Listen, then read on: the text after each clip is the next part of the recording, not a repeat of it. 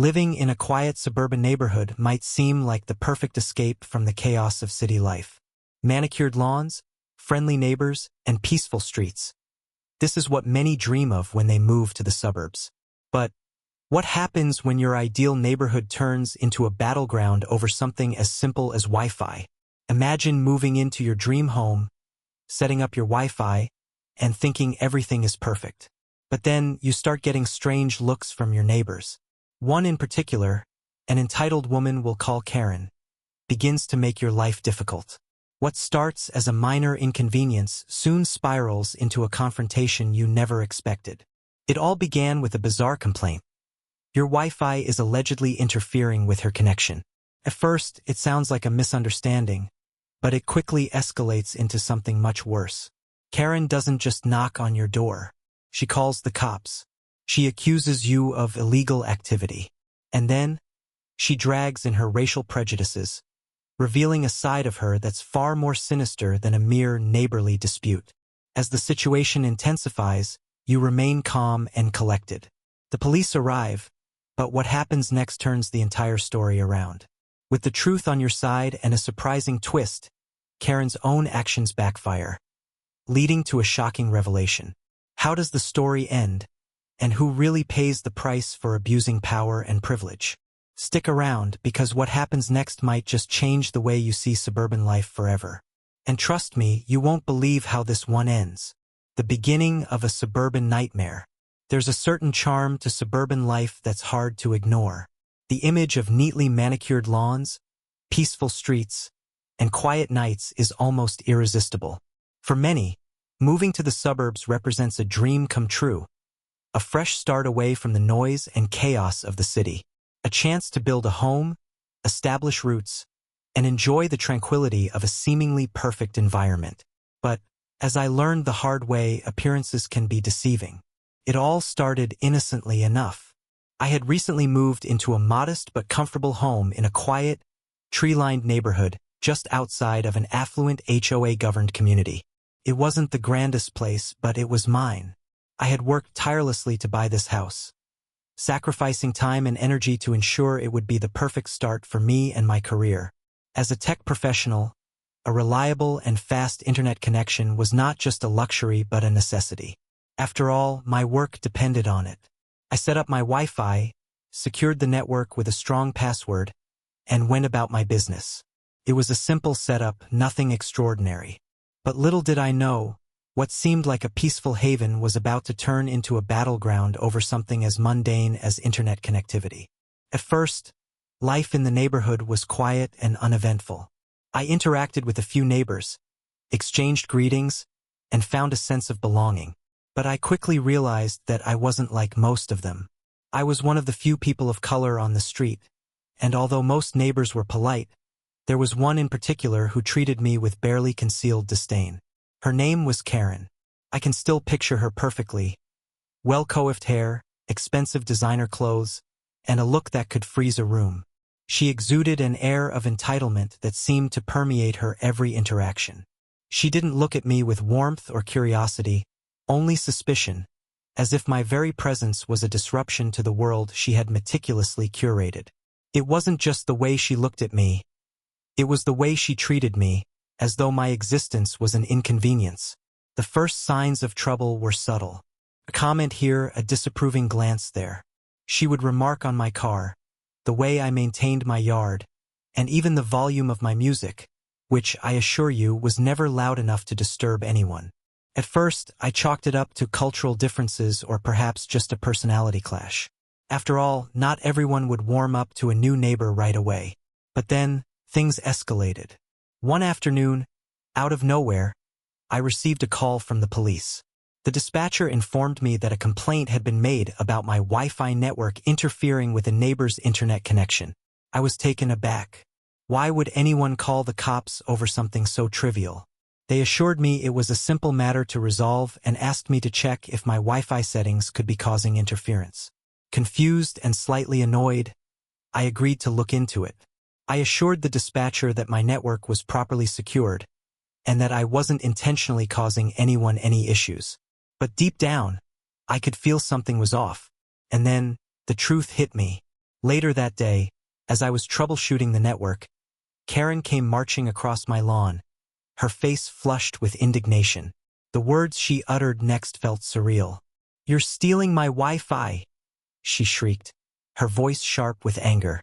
"I can't even stream my shows anymore. You need to shut it down right now." I stood there, stunned. I hadn't touched her Wi-Fi, nor was I aware that Wi-Fi signals could be stolen in the way she claimed. But Karen wasn't listening to reason. She began to shout, accusing me of deliberately interfering with her connection and, even more strangely, suggested that I was using my Wi-Fi for illegal activities.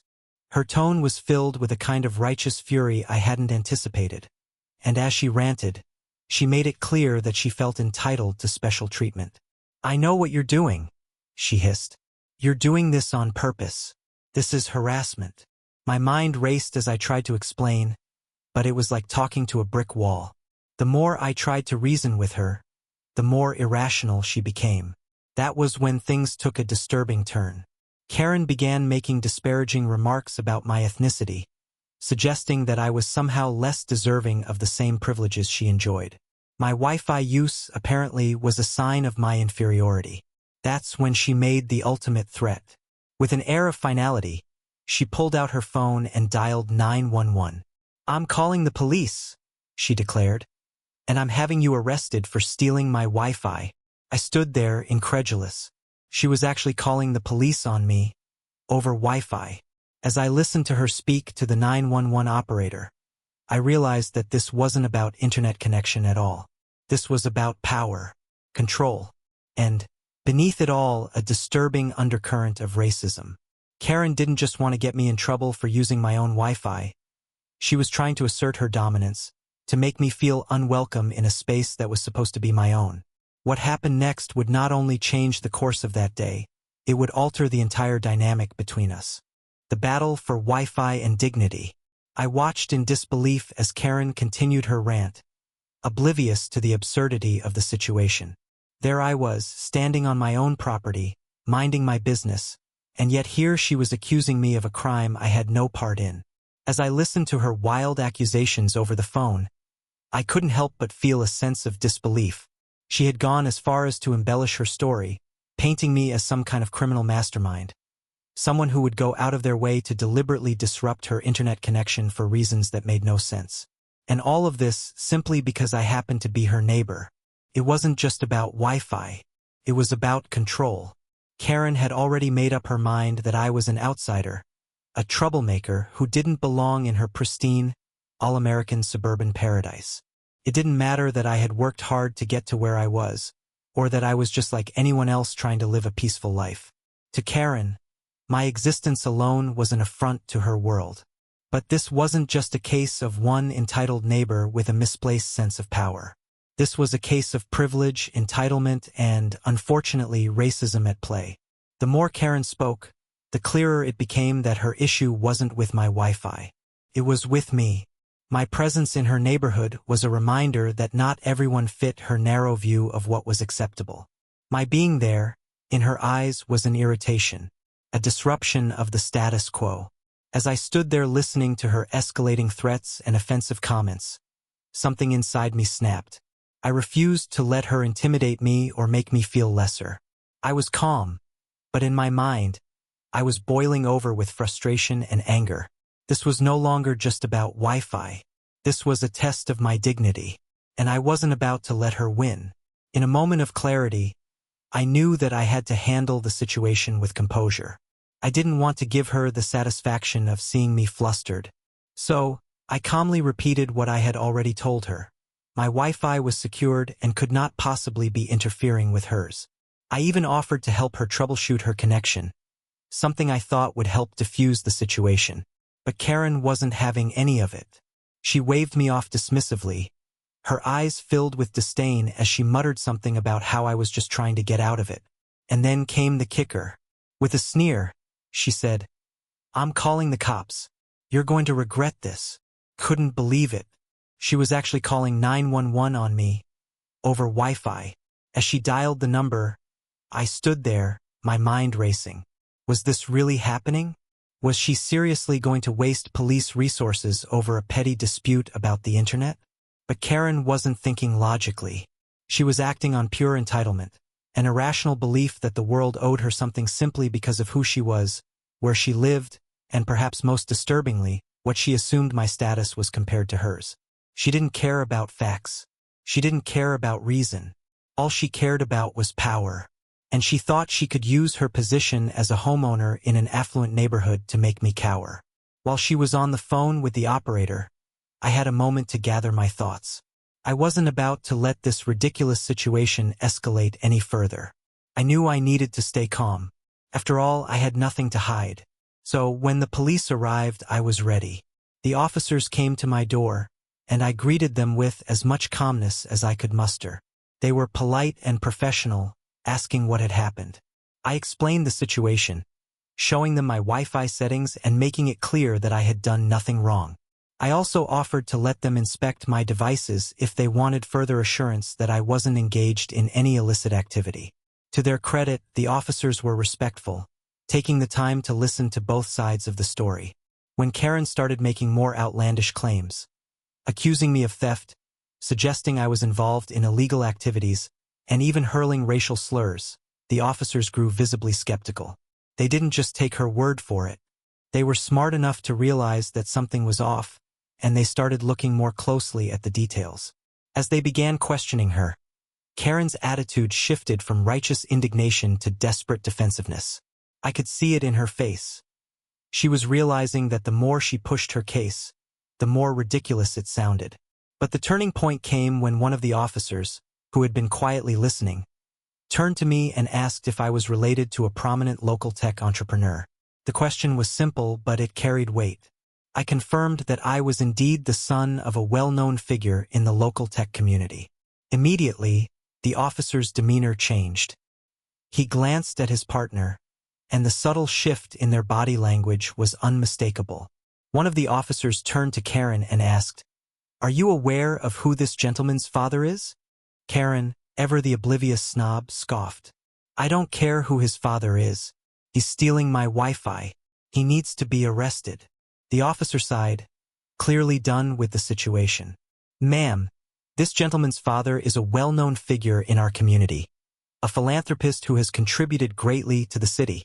I suggest you take a moment to reconsider your accusations." For the first time, I saw Karen falter. Her face drained of color, and I could practically see the realization dawning on her. She hadn't just made a baseless accusation. She had attacked the son of someone with influence and respect in the community. It was a blow to her pride, and I could tell she was struggling to figure out how to get out of the mess she had created. The officer then made it clear that her 911 call had been recorded, and that filing a false police report was a crime. The threat was real. She could face legal consequences if she continued down this path. At that moment, Karen seemed to deflate. Her anger melted away, and she stammered an apology. "I didn't mean to cause so much trouble," she mumbled, her voice unrecognizable from the shrill indignation she had expressed earlier. With that, Karen retreated, her head hung low. The officers, no longer interested in engaging her further, turned to me with apologies for the inconvenience. They assured me they would file a report documenting the incident and advised me to consider a restraining order if she continued to harass me. The entire ordeal was surreal, but as I watched Karen retreat into her house, defeated, I couldn't help but feel a strange sense of satisfaction. The injustice she had tried to impose on me had failed. She had hoped to use her privilege to intimidate and control, but it hadn't worked. The whole incident had been more than just a misunderstanding about Wi-Fi. It was a stark reminder of the deep-rooted entitlement that some people feel simply because of their social standing. It was a reminder that there are people who will use any excuse to assert power over others. And, perhaps most importantly, it was a reminder that standing up for yourself, calmly, rationally, and with dignity, can sometimes be the best way to turn the tables on those who seek to bully and intimidate. But the story doesn't end here. What happened in the days following the incident would reveal just how deep Karen's sense of entitlement went and how much her actions would ultimately backfire on her. The aftermath: Karen's fall from grace and the community's response. The days following the incident were oddly quiet, but beneath the surface, things were far from calm. I had thought that after the officers left, the situation would fade into nothing more than an embarrassing memory for Karen. However, I was soon to discover that her petty and misguided attempt to flex her power had far-reaching consequences. The first sign that things had gone awry for her came when the news of the incident spread through the neighborhood. Word of her ridiculous complaint quickly made its rounds, fueled by both disbelief and a shared sense of outrage among my neighbors. The people who had once greeted Karen with polite smiles and respectful nods now whispered behind closed doors about her behavior. The more people heard about how she had called the police over something as trivial as Wi-Fi interference, the more they began to see her for what she truly was: entitled, prejudiced, and willing to weaponize her privilege. It wasn't just the outrageousness of her complaint that shocked them. It was the racial undertones that had made the situation worse. Karen's casual, racially insensitive remarks had revealed something far more insidious beneath the surface. It wasn't merely about Wi-Fi. It was about the unspoken, often invisible power dynamics that governed her interactions with the people around her. Karen had assumed that she could wield her privilege as a weapon to put me in my place, but in doing so, she had exposed the deep-seated prejudices she held. She believed she had the right to dictate who belonged in the neighborhood and who didn't, based on little more than skin color. As the days went by, I began receiving messages from neighbors, people I had barely spoken to before. They were reaching out to apologize for not standing up to Karen sooner. Some of them admitted that they had noticed her behavior but had been too intimidated to speak up. It was clear now that Karen's entitlement had cast a shadow over the entire community, and for many, her actions had opened their eyes to the need for change. One neighbor, an older woman who lived 2 doors down, told me that she had been afraid to challenge Karen in the past because of the social clout Karen wielded in the neighborhood. But after the police incident, she realized just how much power had been given to someone who used it so irresponsibly. "I'm so sorry," she said. "I never thought Karen would do something like this. It's clear to me now that this isn't just about you. It's about all of us.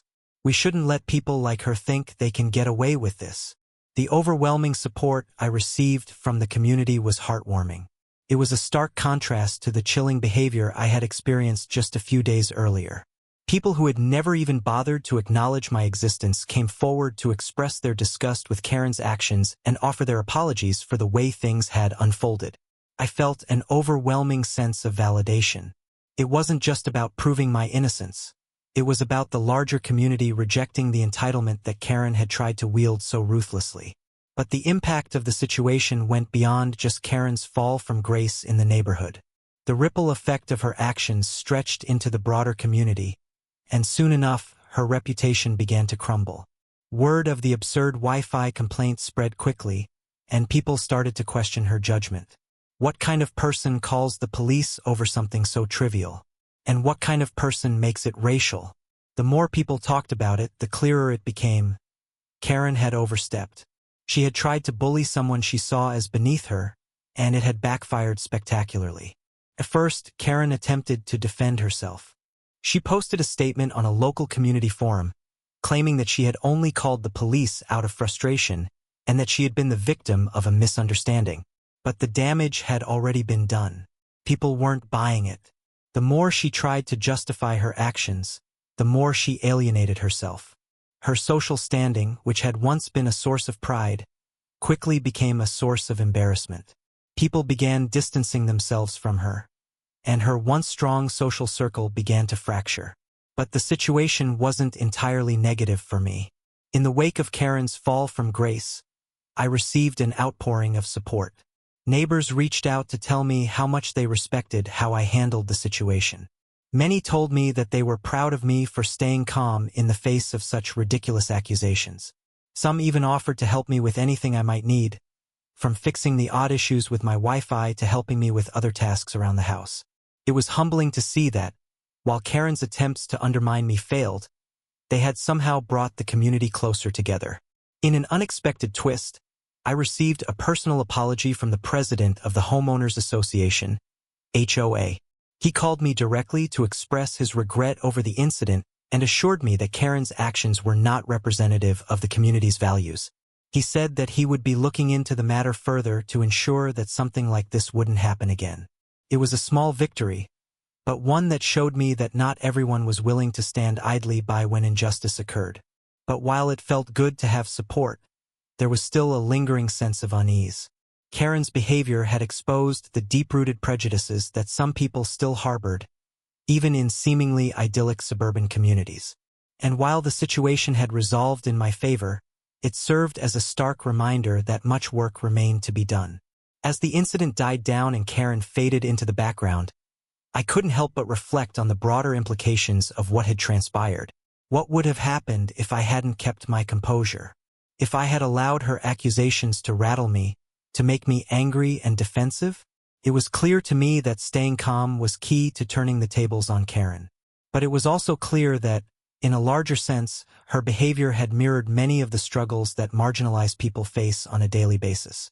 The assumption of entitlement, the need to exert control, and the disregard for others' dignity were all too familiar elements of the systemic issues that continue to plague our society. In the end, the Wi-Fi war was never just about the internet. It was about power, privilege, and the struggle for equality. Karen may have thought she could use her privilege to intimidate and belittle me, but in the end, she was the one who had been exposed. The lesson, however, went beyond Karen. It was a reminder that standing up for oneself in the face of injustice is a powerful tool, and that when we remain steadfast, even the most entitled and arrogant people can be brought down by their own actions.